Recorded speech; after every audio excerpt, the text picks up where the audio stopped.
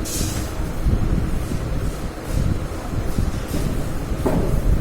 Students, स्वागत है अपना यूट्यूब चैनल E1 पाठशाला में। तो आइए आज हम फिर से एक नए वीडियो लेकर के आ गए हैं। आज हम लोग जो है क्लास 12 का जो है बायो का जो 5वां चैप्टर का जो है एक महत्वपूर्ण टॉपिक के विषय में चर्चा करेंगे। इससे पहले हम लोग जो है मेंडल साहब के जो है जो वंशागति के सिद्धांत जो मेंडल साहब दिए थे उनको हम लोग कंप्लीट कर चुके हैं। ठीक है, आज जो हम लोग मेंडल साहब के द्वारा जो सिद्धांत दिए गए उसका क्या क्या अपवाद है उसको आज हम लोग जो है जानेंगे। यदि आप लोग इससे पहले वाले वीडियो यानी मेंडल साहब के जो जो सिद्धांत दिए थे वह नहीं देखे हैं तो प्ले लिस्ट में जाकर के जो है देख सकते हैं। आज हम लोग जो है मेंडल साहब के जो तीनों नियम है, तीनों नियम के क्या क्या अपवाद रहे हैं, ठीक है, वो सबको जो है जानने की कोशिश करेंगे। ठीक है, तो आइए आज हम लोग जो है मेंडल साहब के जो है नियम है उसके अपवाद को जो है जानेंगे। ठीक है, उसके नियम का क्या क्या अपवाद। तो सबसे पहला जो नियम मेंडल साहब का जो दिए थे वह दिए थे प्रभाविता का नियम। ठीक है, मेंडल साहब के प्रथम नियम, अगर ऑब्जेक्टिव में पूछा जा सकता है कि मेंडल साहब का जो है प्रथम नियम कौन, वो बोलेंगे प्रभाविता का नियम। और यह प्रभाविता के नियम का जो है दो अपवाद, तो पहला अपवाद हो जाएगा अप्रभाविता या अपूर्ण प्रभाविता इसको बोल सकते हैं, और दूसरा अपवाद जिसका हो जाएगा सह प्रभाविता। ठीक है, तो बोल सकते हैं कि मेंडल साहब के जो प्रथम नियम थे इसका दो अपवाद है, अप्रभाविता का नियम और एक हो जाएगा सह प्रभाविता। ठीक है, और जो मेंडल साहब का जो दूसरा नियम था पृथक्करण का नियम उसका कोई अपवाद नहीं है। ठीक है, यह सब हम लोग अभी डिटेल से समझेंगे, अप्रभाविता क्या होता है, सह प्रभाविता क्या होता है। ठीक है, मेंडल साहब याद रखेंगे, ऑब्जेक्टिव पूछा जा सकता है कि मेंडल साहब के वह कौन सा सिद्धांत है जिसका कोई अपवाद नहीं है। दूसरा सिद्धांत जो दिया गया था पृथक्करण का नियम, उसका कोई अपवाद नहीं है। और मेंडल साहब का जो तीसरा नियम है, तीसरा नियम क्या हम लोग पढ़े थे, स्वतंत्र अवगिहन का नियम। क्या पढ़े थे, स्वतंत्र अवगिहन का नियम। उसका जो अपवाद है वह हो जाएगा सहलग्नता। क्या है, सहलग्नता। अगर पूछा जाए कि मेंडल साहब के तीसरे नियम का अपवाद क्या है तो वह जाएगा सहलग्नता। यानी मेंडल साहब के तीसरा नियम क्या था, स्वतंत्र अवगिहन का नियम। तो इसको अभी जो हम लोग डिटेल से समझेंगे कि मेंडल साहब के पहला नियम का जो है क्या अपवाद था, अप्रभाविता क्या होता है, सह प्रभाविता क्या होता है, और तीसरा जो नियम था उसका अपवाद सहलग्नता क्या होता है। ठीक है, इस तीनों को जो आज हम लोग जो है इस क्लास में जो है पूरा डिटेल से समझेंगे। ठीक है, तो इसको थोड़ा सा जो है मिटा के ऊपर कराते हैं। ठीक है,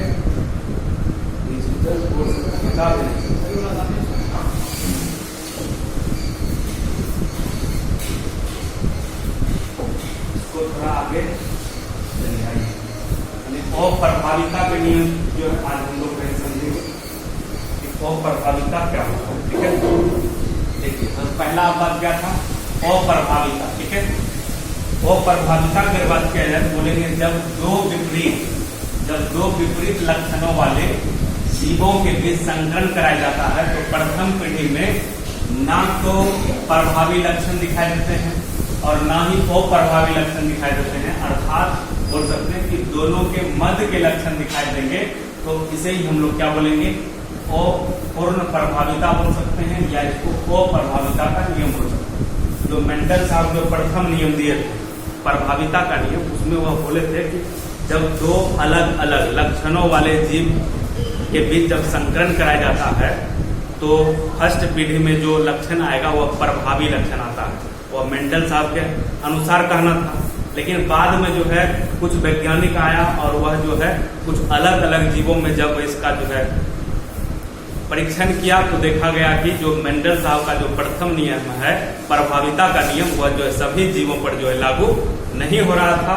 और उसमें देखा गया कि जब कुछ जीव में अलग अलग लक्षणों के बीच जब संकरण कराया गया उसमें जो है प्रथम पीढ़ी में जो है क्या हो रहा था, यानी ना तो प्रभावी लक्षण दिख रहा था ना ही अप्रभावी लक्षण दिख रहा था, यानी दोनों के बीच का जो है उसमें लक्षण दिख रहा था। इसे ही बोला गया क्या, अप्रभाविता का नियम बोला गया। ठीक है, याद रखिए। अब अप्रभाविता का नियम, इसकी खोज अगर पूछ देगा कि कौन से वैज्ञानिक ने किया था तो बोलते हैं कार्ल लोरेंत्ज नाम का एक वैज्ञानिक था जो कि 1903 ईस्वी में जो है इसका जो है खोज किया था अप्रभाविता का, ठीक है। ऑब्जेक्टिव दृष्टिकोण से जो है यह क्या है, बहुत ही इंपॉर्टेंट है। अगर पूछा जाए तो अप्रभाविता का नियम जो है किसने दिया था, तो कार्ल लोरेंत्ज। कौन दिया था, कार्ल लोरेंत्ज दिया था सन 1903 ईस्वी में, ठीक है। इसको भी याद रखेंगे। अब जो कार्ल लोरेंत्ज जो थे, या जो अलग अलग पादपों पर जो है अपना क्या किया था, परीक्षण किया था, तो उससे जो है दिखा था क्या, जो फर्स्ट पीढ़ी में जो संतान आ रहा है वह सब जो है ना तो प्रभावी आता है, ना तो अप्रभावी लक्षण आता है, और उसको जो है दोनों के बीच के लक्षण जो है दिख गया था। अगर पूछा जा सकता है कि जो कार्ल लोरेंत्ज है वह किस प्रकार के पादप में जो अपना प्रयोग किया था, तो याद रखेंगे मिराबिलिस जलापा, ठीक है। याद रखना क्या हो जाएगा, मिराबिलिस जलापा एक पादप है, एक गुला बांस हो गया, स्नैपड्रैगन हो गया। इस पर जब प्रयोग किया था तो इनको जो है ना तो प्रथम पीढ़ी में जो ना तो प्रभावी लक्षण दिखा, ना तो अप्रभावी लक्षण दिखा, और इसी को यह बोल दिया क्या, अप्रभाविता का नियम बोल दिया, ठीक है। तो एग्जाम्पल को भी आपको नोट करना है। इसमें परीक्षण किया था मिराबिलिस जलापा, गुला बांस, स्नैपड्रैगन पर जो प्रयोग के दौरान जो है इसके लाल पुष्प वाले पौधा तथा श्वेत पुष्प वाले पौधे के मध्य जो है संकरण कराने पर प्रथम पीढ़ी में गुलाबी रंग के पुष्प हो जाता है, जबकि देखिए लाल रंग का पुष्प आना चाहिए था, क्योंकि जो है प्रभावी लक्षण था। अगर इसको श्वेत को प्रभावी माना जाए तो मेंडल साहब के नियम के अनुसार क्या आना चाहिए था, प्रथम पीढ़ी में लाल पुष्प आना चाहिए था, लेकिन इसमें आ जा रहा है गुलाबी रंग का पुष्प आ जा रहा है, यानी दोनों के मिला जुला रूप जो है आ जा रहा है। इसे ही बोला गया क्या, कार्ल लोरेंत्ज के द्वारा यह जो अप्रभाविता का नियम दिया गया, और यह जो है मेंडल साहब के प्रथम नियम प्रभाविता के नियम का जो पालन नहीं कर रहा था, ठीक है। अब यहाँ पूछा जा सकता है कि जब इसका स्वयं संकरण कराते हैं, ठीक है, तो जो प्रथम पीढ़ी 2 पादप लिया था, या मिराबिलिस का या गुलाब का ही लाल पुष्प वाला लिया, फिर श्वेत पुष्प वाला लिया, इसको जब संकरण कराया तो गुलाबी पुष्प मिला। अब इस गुलाबी पुष्प वाले पौधे को जो फिर से पुनः क्या किया, स्वयं परागण करवाया। जब स्वयं परागण करवाया तो दूसरे पीढ़ी में जो पादप जो बने थे 1:2:1 के अनुपात में क्या बना था, लाल पुष्प वाले पादप, गुलाबी पुष्प वाले पादप और श्वेत रंग के जो पुष्प बने थे। यानी लाल वाला एगो बना था, ठीक है, 2 तो गुलाबी वाला बन गया, और 1 तो जो है सफेद वाला जो है बन जाता है। इसमें जो है प्रभावी लक्षण नहीं दिख रहा था, ठीक है, दूसरे पीढ़ी का ही हो गया। अब इसका अगर पूछा जाए कि जो अप्रभाविता का नियम है, जो अप्रभाविता के नियम के अनुसार जो है पादप में दृश्य प्रारूप लक्षण क्या हो सकता है, यानी लक्षण प्रारूप बोले या दृश्य प्रारूप का जो रेशियो क्या हो सकता है, बोल देंगे 1:2:1 जो है इसका आंसर हो जाएगा, ठीक है। या जीन प्रारूप बोल देगा, ठीक है, जीनोटाइप तो बोलेंगे 1:2:1 इसका भी हो जाएगा, ठीक है। यानी जीनोटाइप और फिनोटाइप, यानी लक्षण प्रारूप इंग्लिश में क्या बोलेंगे, फिनोटाइप बोलेंगे, और जीन प्रारूप को जीनोटाइप बोलेंगे। जीनोटाइप और फिनोटाइप जो दोनों क्या होता है, समान होता है, 1:2:1 में जो है आता है, ठीक है। अगर एक पुष्प जो है लाल कलर का बनेगा तो 2 बनेगा गुलाबी और 1 बन जाता है सफेद। यही है इसका क्या, लक्षण प्रारूप। अब आप लोग जो है वो प्रभाविता समझ गए। अब हम लोग जो है समझेंगे इसके बाद जो है सहप्रभाविता, क्या समझेंगे, दूसरा प्रथम नियम का ही जो है दूसरा अपवाद, सहप्रभाविता का नियम जो हम लोग समझेंगे कि सहप्रभाविता जो है क्या होता है, ठीक है। सहप्रभाविता को सहप्रभाविता यह भी जो है पहला नियम जो था प्रभाविता का नियम मेंडल साहब का, उसी का दूसरा अपवाद होता है, ठीक है। कहते यदि किसी जीन के दोनों एलील्स प्रथम पीढ़ी में समान रूप से साथ साथ प्रदर्शित हो तो ऐसे एलील्स को सहप्रभावी एलील कहते हैं, और सहप्रभावी एलील का एक पीढ़ी से अगली पीढ़ी में पहुंचना सहप्रभाविता कहलाता है। अब यहाँ एक शब्द आया एलील। एलील क्या होता है बताए थे, किसी भी अगर पादप का अगर एक लक्षण लिया जाए, ठीक है, उस लक्षण का जो है 2 क्या होता है, उपलक्षण होता है, और वह उस उपलक्षण को जो है हम लोग आपस में क्या बोलेंगे, एलील बोलेंगे। जैसे पादप की लंबाई की बात करेंगे, लंबाई में कुछ हो सकता है लंबापन, बौनापन, उसका जो है क्या हो जाएगा, दोनों एलील हो जाएगा। वही हम कह रहा है कि यदि किसी जीन के दो एलील प्रथम पीढ़ी में अगर समान रूप से साथ साथ प्रदर्शित हो जाता है तो ऐसे एलील को जो हम लोग क्या बोलेंगे, सहप्रभावी एलील बोलेंगे। और जब सहप्रभावी एलील का एक पीढ़ी से अगली पीढ़ी में पहुंचना क्या कहलाएगा, सहप्रभाविता कहलाएगा। ठीक है, तो बस इतना ही लिखना आप लोग को। अगर पूछ दे कि सहप्रभाविता क्या होता है, बस बोलेंगे यदि किसी जीन के दोनों एलील्स प्रथम पीढ़ी में समान रूप से साथ साथ प्रदर्शित होते हैं तो ऐसे एलील्स को सहप्रभावी एलील्स कहते हैं। और सहप्रभावी एलील्स का एक पीढ़ी से अगले पीढ़ी में पहुंचना सहप्रभाविता कहलाता है। जैसे उदाहरण अगर बात किया जाए, पशुओं के त्वचा के रंग या बालों के रंग, यह सब जो है सहप्रभाविता को प्रदर्शित करता है। ठीक है, ऑब्जेक्टिव में पूछा जा सकता है निम्नलिखित अनेक में से पशुओं का जो है त्वचा का रंग या बालों का रंग कौन से सिद्धांत पर आधारित है, तो बोल देंगे सहप्रभाविता पर जो है आधारित है। इसको याद रखना है, सहप्रभाविता पर जो है आधारित हो जाएगा। इसको आप लोग जो है फटाफट नोट कर लीजिए। ठीक है, ये आगे हम लोग बढ़ते हैं। ठीक है, अब इसका जो है एग्जाम्पल हम लोग जो है समझ लेते हैं। सहप्रभाविता की एग्जाम्पल जो है इसको भी आप लोग को नोट करना है सहप्रभाविता के बारे में। यदि भूरे लाल बालों वाले कोई पशु है या सफेद रंग के बालों वाले पशु है, ठीक है, उसके बीच जब संकरण कराया गया, संकरण कराने पर क्या हुआ, प्रथम पीढ़ी में जो है चितकबरे पशु उत्पन्न होता है। इसमें दोनों का लक्षण आ जा रहा है। अगर एक पशु है लाल रंग का, एक है सफेद रंग का, तो जब उसका जो संतान मतलब नए पीढ़ी का जो जीव बन रहा है, पशु बन रहा है, उसमें जो कुछ भाग जो उसका शरीर पर लाल रंग आ जाता है, कुछ जो सफेद भी आ जाता है, इसलिए उस पशु क्या बोला जाता है, चितकबरे। ठीक है, क्या बोलेंगे, चितकबरे पशु आ जाता है। इसमें क्या हो रहा है, दोनों का लक्षण जो है साथ साथ आ रहा है। ठीक है, दोनों संतति का, इसलिए इसको बोलेंगे। तो याद रखना इसका जो है दूसरे पीढ़ी में जो रेशियो पूछ सकता है तो क्या हो जाएगा, 1:2:1 में जो है भूरा लाल चितकबरे और सफेद रंग के जो है पशु उत्पन्न होता है। ठीक है, अब इसका जो है लक्षण प्रारूप भी पूछा जा सकता है, यानी फिनोटाइप। इसका लक्षण प्रारूप भी याद रखेंगे 1:2:1 में आएगा। और जो जीनोटाइप इसका क्या होगा, सेम ही रहेगा। ठीक है, और याद रखेंगे एक बात कि मनुष्य में जो रुधिर वर्ग जो है, चाहे वह ए हो, बी हो, ठीक है, ओ, यह सब जो है सहप्रभाविता को प्रदर्शित करता है। अगर पूछ दे कि क्या मनुष्य के जो रुधिर वर्ग सहप्रभाविता के नियम को जो है प्रदर्शित करता है, तो बोलेंगे हाँ, सहप्रभाविता के नियम को जो है प्रदर्शित करता है। ठीक है, याद रखेंगे मनुष्य के जो है रक्त जो है रुधिर वर्ग जो है सहप्रभाविता के गुण को जो है प्रदर्शित करता है। इसको जो है याद रखना है।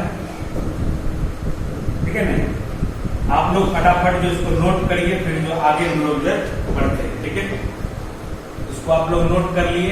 अब जो है आगे हम लोग पढ़ेंगे सहलग्नता, यानी लिंकेज के बारे में। सहलग्नता क्या होता है, ठीक है, लिंकेज क्या होता है, इसको जो हम लोग समझेंगे।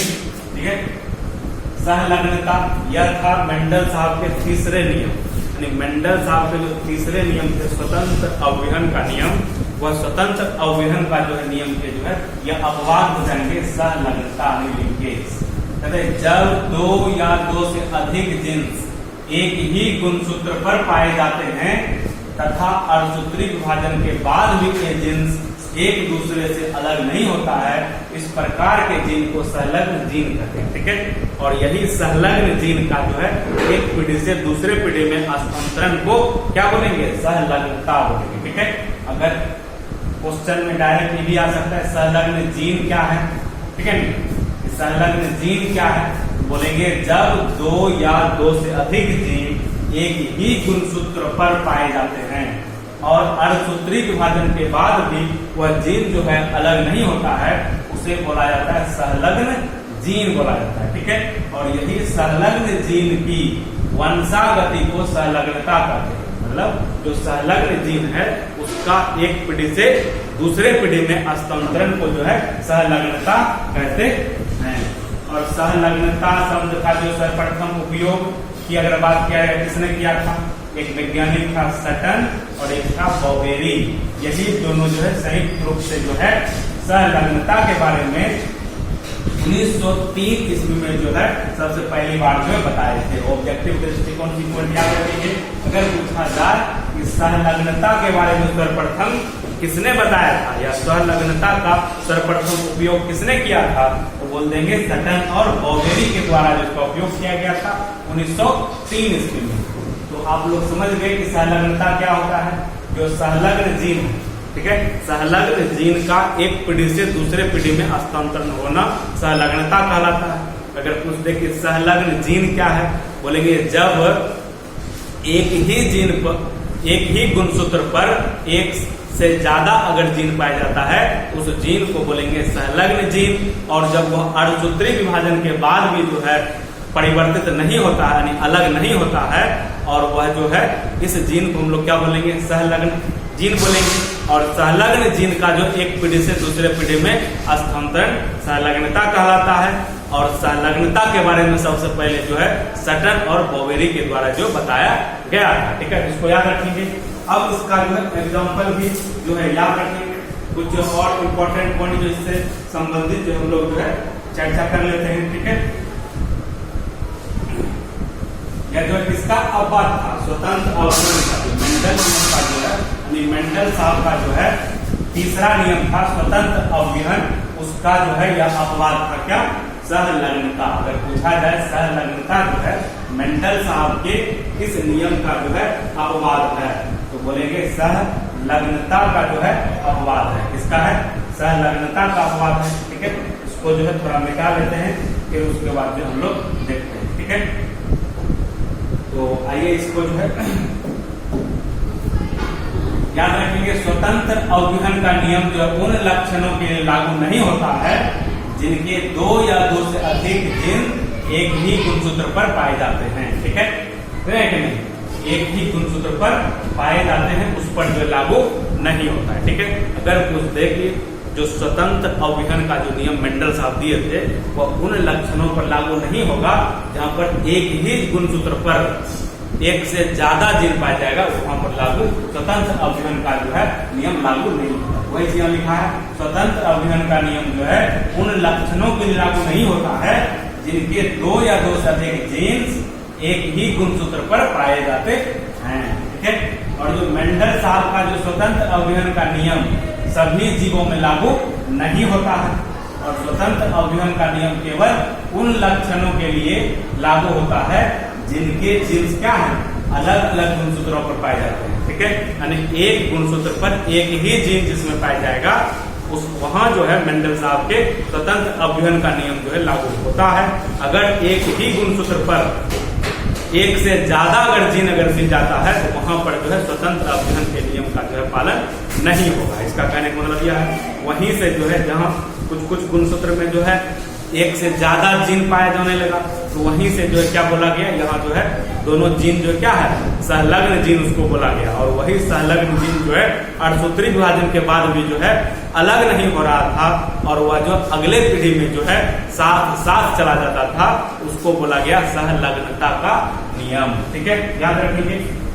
अब सहलग्नता का जो प्रकार की अगर बात किया जाए, सहलग्नता जो है दो प्रकार का होता है, दो प्रकार से हो सकता है। एक हो जाएगा पूर्ण सहलग्नता, एक हो जाएगा अपूर्ण सहलग्नता। ठीक है, पूर्ण सहलग्नता और एक हो जाएगा अपूर्ण सहलग्नता। पहले आप लोग जो इतना नोट करिए। ठीक है, इसको आप लोग नोट करिए तब फिर जो है आगे हम लोग जो बढ़ते हैं। ठीक है, अब जो हम लोग इसका प्रकार पढ़ेंगे दो प्रकार यानी पूर्ण सहलग्नता और अपूर्ण सहलग्नता। ठीक है, हम लोग पूर्ण सहलग्नता को सबसे पहले समझेंगे कि पूर्ण सहलग्नता आखिर होता क्या है।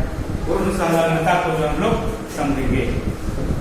ठीक है, आइए फर्स्ट पढ़ेंगे पूर्ण सहलग्नता। कंप्लीट लिंकेज कहते हैं यदि एक ही गुणसूत्र पर पाए जाने वाले संलग्न जीन अणुसूत्री विभाजन के फलस्वरूप पृथक नहीं होते हैं जिससे अगली पीढ़ी में जनक के लक्षण ही मिलते हैं इस प्रक्रिया को पूर्ण संलग्नता बोला जाता है। ठीक है, अगर बोलते कि पूर्ण संलग्नता क्या है, जब एक ही गुणसूत्र पर एक से ज्यादा जीन मिलेगा और वह जो है अणुसूत्रीय विभाजन के बाद भी अलग नहीं होता है और अगली पीढ़ी में जो है साथ साथ दोनों जीन जो है जाता है, तो उसको बोला जाएगा पूर्ण सहलग्नता। क्या बोलेंगे? पूर्ण सहलग्नता। अब पूर्ण सहलग्नता जो है किसमें देखा गया?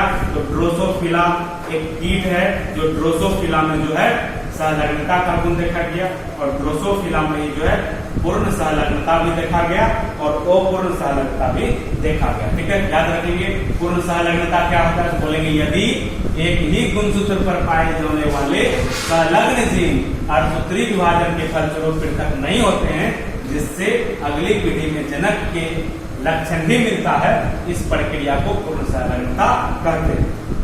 अब हम लोग पढ़ेंगे असहलग्नता। क्या पढ़ेंगे? असहलग्नता। यहाँ हो गया पूर्ण सहलग्नता, यहाँ हो जाए अपूर्ण सहलग्नता। क्या पढ़ेंगे? अपूर्ण सहलग्नता। यहाँ जो निष्परित हो गया अपूर्ण, याद रखिए इंग्लिश में सही है, इनकम्प्लीट लिंकेज। कहते हैं यदि समजात गुणसूत्रों के बीच जिन का आदान प्रदान होने से अगली पीढ़ी में पैतृक लक्षण और पुनर्संयोजित लक्षण दोनों तरह का जो प्रस्तावित होता है, तो इस प्रक्रिया को बोला जाता है अपूर्ण सहलग्नता। ठीक है, अगर पूछ देगा तो अपूर्ण सहलग्नता क्या है? अब देखिए कुछ जो जीन पाया जाता है उस पर क्या होता है, एक यानी जो गुणसूत्र है उस पर एक से ज्यादा जीन पाया जाएगा। तो होता है क्या है, कभी जो है अणुसूत्रीय विभाजन के बाद जो है कुछ जो अलग भी हो जाता है, कुछ जो अलग नहीं भी हो पाता है। ऐसा जो है ड्रोसोफिला में देखा गया। तो उसके बाद जो अगले पीढ़ी में जो देखा गया, उसमें देखा गया कि जो पैतृक लक्षण था उसका भी लक्षण एक्यूरेट आ रहा था और कुछ जीव में जो है यानी कुछ संतान में जो है क्या आ रहा था, दोनों के मिला जुला रूप भी जो है आ रहा था। तो इसको ही बोला गया अपूर्ण सहलग्नता, क्योंकि इसमें जो है पुनरुपेन संलग्न जीन जो है एक पीढ़ी से दूसरे पीढ़ी में स्थानांतरित नहीं होता। यानी कुछ जीन स्थानांतरित होता है, लेकिन कुछ जीन जो है अलग प्रकार के भी जो स्थानांतरित हो जाता है, तो इसको ही बोला गया अपूर्ण सहलग्नता। और अपूर्ण सहलग्नता का भी एग्जाम्पल याद रखेंगे ड्रोसोफिला है, यानी ड्रोसोफिला में सहलग्नता का गुण देखा गया और ड्रोसोफिला में जो है कुछ ड्रोसोफिला में जो पूर्ण सहलग्नता भी देखा गया और जो अपूर्ण सहलग्नता भी देखा गया। आप लोग समझ गए कि अपूर्ण सहलग्नता क्या होता है। बोलेंगे यदि समजात गुणसूत्रों के बीच जीन का आदान प्रदान होने से अगली पीढ़ी में पैतृक लक्षण और पुनर्संयोजित लक्षण मतलब जो पहला जनक है दूसरा जनक है, दोनों के जो है जीन का मिला जुला रूप जो है जब आ जाएगा उसको बोलेंगे पुनर्संयोजित लक्षण बोलेंगे। जब पैतृक लक्षण और पुनर्संयोजित लक्षण दोनों जो है आ जाता है नए पीढ़ी के संतान में, तो इस प्रक्रिया को बोलेंगे अपूर्ण सहलग्नता। यहाँ तक आप लोग जो समझ गए होंगे। तो आज के वीडियो में जो है आज हम लोग इतना ही रखेंगे। वीडियो अच्छा लगा हो तो अपने अधिक से अधिक दोस्तों के साथ इस वीडियो को साझा कीजिए। अगर इससे पहले वाले वीडियो आप लोग नहीं देखे हैं तो प्लेलिस्ट में जाकर के जो है देख सकते हैं। वीडियो अच्छा लगा हो तो लाइक कीजिए, शेयर कीजिए और इस चैनल पर यदि अभी तक नहीं जुड़े हैं हमारे यूट्यूब चैनल E1 पाठशाला को सब्सक्राइब करके रख लीजिए, क्योंकि इसी तरह का जो है अलग अलग टॉपिक पर जो है आप लोग को नेक्स्ट दिन जो है प्रत्येक दिन जो वीडियो मिलता है। बहुत बहुत धन्यवाद। अच्छे से पढ़ाई कीजिए।